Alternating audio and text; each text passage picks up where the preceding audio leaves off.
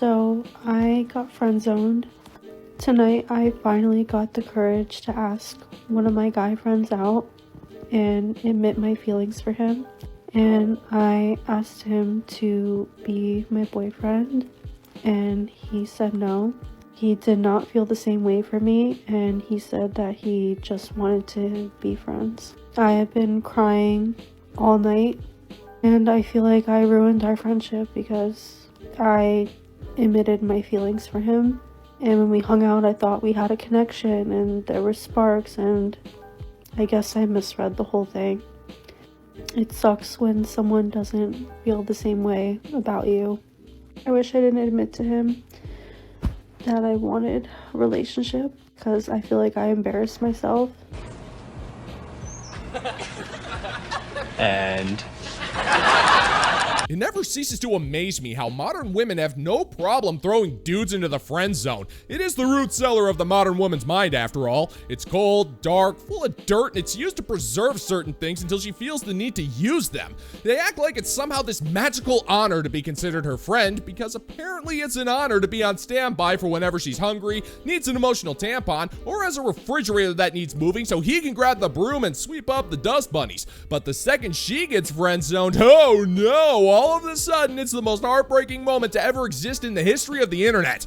Woman, get real, will ya? You've just learned a valuable lesson that most dudes learn multiple times before their third freaking birthday, and that rule is you don't always get what you want. But that realization is so dramatic that you need to record yourself crying over the realization that not every single man that walks this earth wants you. So welcome to the friend zone, sweetheart. It stings, doesn't it? that's called pain. Get used to it. I was holding hands with a 23-year-old investment banking intern earlier this evening. It was the cutest thing ever. He kept calling me his princess. I really understand why you people like to groom the youngins. This may be my new summer hobby. And that's sexual harassment. Oh, hold up there, sister. I thought grooming was a bad thing. I thought it was manipulative, harmful, and dangerous. That's what hopelessly single modern women in their 30s tell us, after all. But apparently when you groom young men for a life of warped minds and a natural mistrust of women, it's cute, fun, and worthy of becoming a hobby. But I hate to break it to you, sister. If you're purposely going after young men to groom them for your own pleasure, that makes you a predator. And I know that sounds harsh, but I didn't make the rules on this one. That was all on you and your brood of selfish, lonely creatures who love to prey on young boys simply because you can't get a guy otherwise. Yeah, that checks out. That sounds about right. Somebody tell me why guys don't shoot their shot. Like, there's a 99.9% chance that you're gonna get my number if you come up and talk to me. You have no competition, baby. It's wide open. And also, like, I feel like I'm kind of an approachable person, you know? Like, I'm really tall. But other than that, like, so as long as you're, like, tall and, like, somewhat attractive, you have a chance. I don't get it. Because they'll just be, like, standing there, like, giggling and, like, looking at you. But then they will never come up to you. And it's, like, it's a waste of time. No. Yeah, that's not happening, woman. Just because a guy looked at you for half a second doesn't mean he's interested in talking to you. Now, I get it. You're making this video with the hope that the random dude you saw while you were ordering your 8th cocktail of the evening will see this video and finally muster up that courage to talk to the painfully average woman he saw getting plastered at the bar the night before. But it don't work that way. If you're looking at a guy and wanting to mount him, then I can all but guarantee you that this guy has countless women looking at him and hoping that he'll play with her goopy scum crater of yucky discharges. And when he has options like that, he's not going to waste his evening with a woman who's so insecure that she thinks men are too cowardly to talk to her. But that dude's not cowardly. It's just that his dignity and ability to score with hotter women will always take priority over talking to you, woman. Take you out for a fancy meal, then we'll pork. 5 things that I think justify breaking up with the loser that you're dating. Number 1, he's a conservative. Enough said. Whoa, that is some deep dish racism, motherfucker. Number 2, he has a weird relationship with his mom. I could never date a mama's boy. I am married to a man who loves his mom and respects his mom, but I'm number 1. And there's no competition. I love my mother-in-law. She's amazing, but she's also not a gross boy mom freak. I could never be married to a man like that. Number 3, he's dirty. I'm not following you around like a fucking toddler and picking up after you. Like, My husband, honestly, he does more than I do. He does the cooking, he does the cleaning. You know what I do. I'm not trying to have a toddler. Number 4, if you have to beg for any kind of attention, like, you need to want to hang out with me. You need to be obsessed with me. If anything, I need to want to take a break from you. Number 5, I have to say it, if he's a devil's advocate type. I literally cannot stand a devil's advocate type. And in a man, it's worse. I could never in a million years spend my life with someone who's always like, well, let's see the others. Let me just play devil's advocate. Shut the fuck up before I get a gun. And truth be told, I could go on and on. The list goes on and on. Boy, that escalated quickly. I mean, that really got out of hand fast. Okay, let me get this straight. You are married to some poor bastard and you're giving out advice to men you would break up with if you were dating and not married? Well, it sounds to me like you're already laying the groundwork for your excuses to divorce the guy within the next few years from the looks of it. You're making this man's life a living hell and we can all see it. You don't cook for him, you won't clean for him, you won't let him voice his opinions in any context, and apparently that one's a crime that is so unforgivable that it warrants grabbing a firearm and blasting the guy over something as simple as a difference of opinion. And you almost sound like you're proud of the fact that you've turned your husband into a broken man. You know what? I'm gonna take that one back. You don't have a husband, you have a butler. And you don't even have a cool butler like Jeffrey or Alfred. I mean, those dudes were awesome. You have a butler that you treat like crap because you clearly think you're better than him. So allow me to give you my list of women that I would kick to the curb. But to be fair, it's not really a list because it's only one thing. And the type of woman that I would dump immediately upon meeting is you. Because let's face it, woman, you're just not worth it. There's the door, why don't you check it out? The loudest men speaking out against female autonomy are always the least desirable. Patriarchal men panic when women have the right to choose freely, because female choice exposes just how few of them would actually be desirable. Without systems like financial dependence, legal control over reproduction, shame, religious guilt, and plain old male violence, these men wouldn't get picked. Because when women have options, they stop settling for disrespect or emotional immaturity. And that terrifies men who have never felt powerful outside of a system that's already rigged in their favor. Like, people talking, you say, huh? What are you talking about? Female choice is the great equalizer, because now you would actually have to be kind or communicate. You'd have to bring something to the table besides male entitlement and a podcast microphone. Patriarchy collapses the moment that women truly get to choose freely. And the men who spend the most time investing in upholding these patriarchal systems are simply the ones that weren't gonna get picked without it, because they have nothing to offer in a system that isn't rigged in their favor. And you get a reaction from people who say, huh? What are you talking about?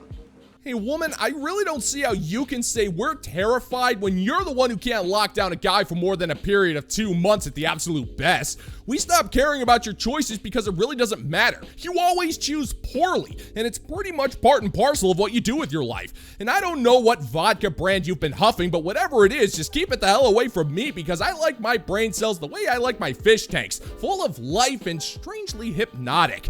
Now, I may not be the most educated man in the cosmos, but I really can't recall a time when I was playing a game that was rigged in my favor. In fact, all I've seen are modern women being celebrated for insulting me and my proud fellow members of the illustrious Bottom 95% Club. Now, I hate to break it to you, sister, but we're not terrified of you. That'd be like being afraid of an army of morons armed with solar-powered calculators. It makes you more of a danger to yourself than to others, and we're just standing here scratching the back of our heads while you beat yours against the wall to figure out how to use such a complicated piece of machinery, which is why I will always put my trust in the fine members of the bounty board over on Patreon. You can hand these guys any calculator, solar, graphing, or mechanical, and they'll figure out a way to have it playing Doom on the screen in no time. That's how awesome these folks are. All hail! And if you're interested in supporting the channel, check out the bounty board over on Patreon, where $5 a month gets you access to exclusive content you're not going to find on YouTube. The link's in the pinned comment down below if you want to check it out. You see a lot of talk online talking about how like men are like becoming women and all that shit, but nobody ever talks about the technicalities of it. Like, for example, like I'm talking to this guy, right? I didn't respond to him for like 13 hours, I guess, because we've been snapping, but I don't really use Snap, and I told him that, but I was like asleep for like 2/3 of it, and now he's like doing that stupid shit where he's trying to teach me a lesson. Yeah. Like, you piss a guy off and all of a sudden, like, he's got everything in the world to post on his, like, Snapchat story while he's, like, ignoring you. It's like, he didn't ever post before, but now it's like, now it's time, you know what I mean? It's like, why are we, like, in middle school? Like, we're not, like, we cannot do this. Like, bring back wars, dude. What? So if I'm understanding you correctly, we need to force men onto the battlefield just so they'll be more inclined to text you in a timely fashion? I mean, how in the hell is that supposed to work? Woman, if what you were saying was true, then you'd exclusively be porking war veterans. It's not like they're in short supply, but you're obviously not doing that. And that's because you're talking out of your bunghole, and that thing is clogged up with more crap than any industrial-grade laxative can loosen up, regardless of its potency.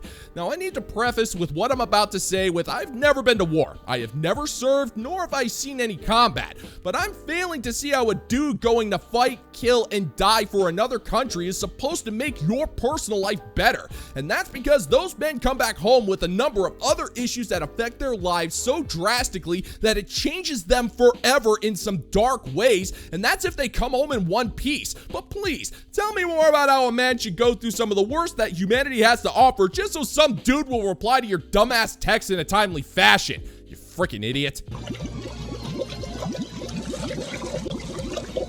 So I just got home from a date where, I mean, it went okay. It was whatever.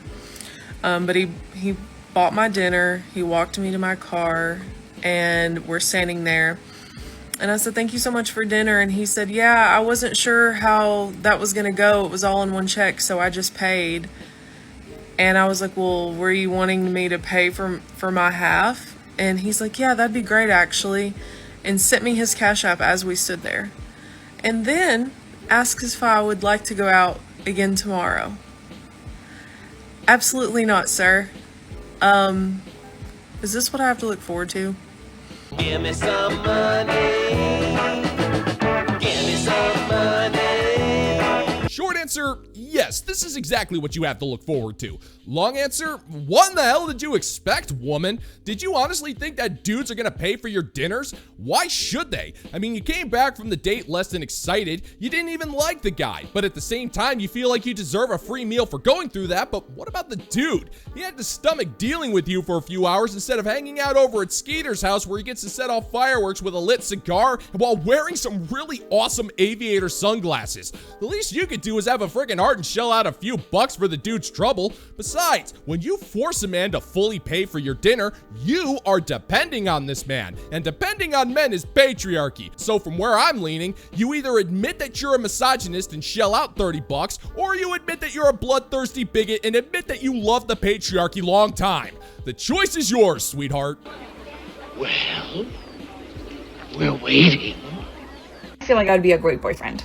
Get her just because flowers, and then keep one stem to myself so I know when the flower is dying, and then when it dies I can get her a new one. I would write her a random long paragraph when she's asleep, so when she wakes up she can see my long love letter that I wrote. And handwritten letter too. I think I would write like handwritten letters for her because I think that speaks volume. If my girlfriend were to tell me that she's interested in certain things, I think I would study that shit. Once you show your interest in their interest, then they start to think like, wow, you really spent a lot of time to get to know about me and my interests. So I feel like that says a lot. Ooh, I would take really good candid photos of her because I know the angles, and then when she's just like not expecting it, when she's just drinking matcha latte, walking on the street, smelling the flowers, I would be like the secret photographer or like paparazzi low-key, and then just like take really good pictures for her Instagram. I would download my own period tracker app so it syncs with her, so I know when she's in her luteal phase, so I can prepare what her emotions are going to be like and just get like a little gift basket for her. I would plan like little fun surprise dates that she has like no idea of, but she just only gets like the dress code, time and date,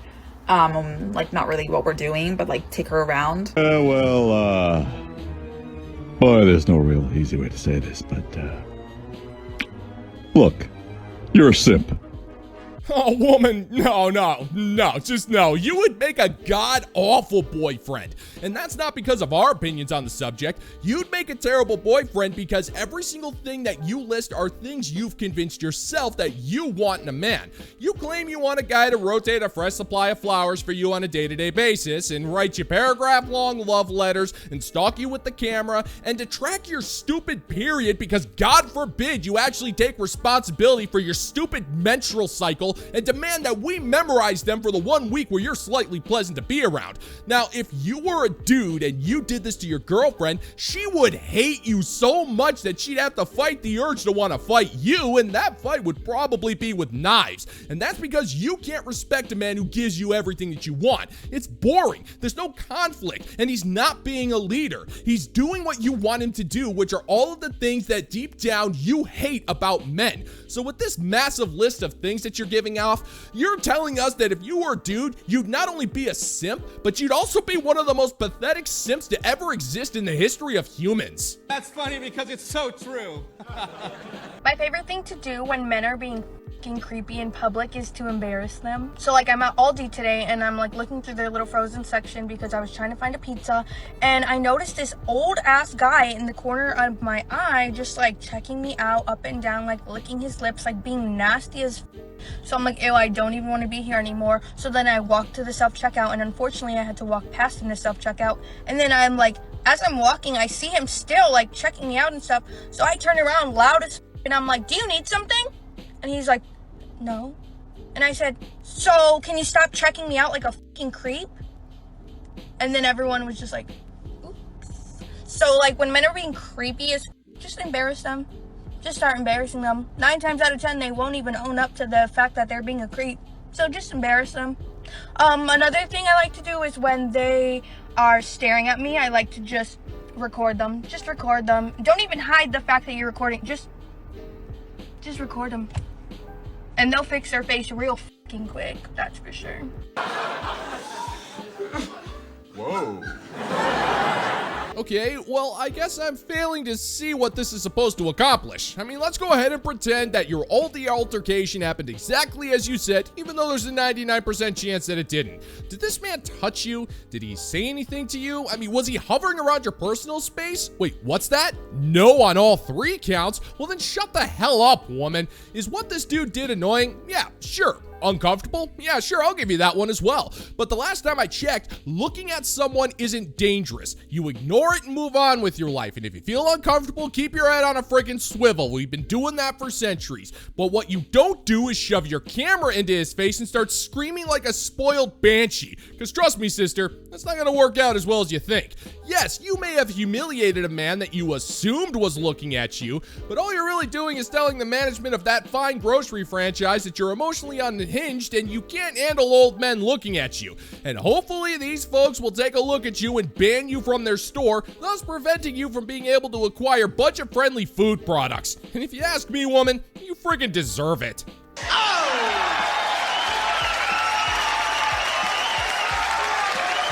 And that's gonna do it for today's video, gentlemen and gents. And as always, if you find that my particular brand of comedy is bringing you to the brink of laughter, then why don't you scroll on down and click that like and subscribe button, ring the notification bell, leave a couple of comments, and be sure to share this video so we can give the good old-fashioned middle finger to the YouTube algorithm. Thank you once again for checking out the new video, gentlemen and gents, and until next time, peace out, homies.